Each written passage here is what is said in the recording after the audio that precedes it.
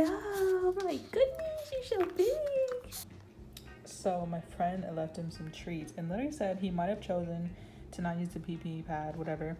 So I go to check, and first thing I see, going to check the actual pee pad, and 1 cup of the hard food and about a quarter of the wet food. All right. Okay. Here you go. Is it good? Milo, sit. Okay, Milo. Good boy. Here's treats.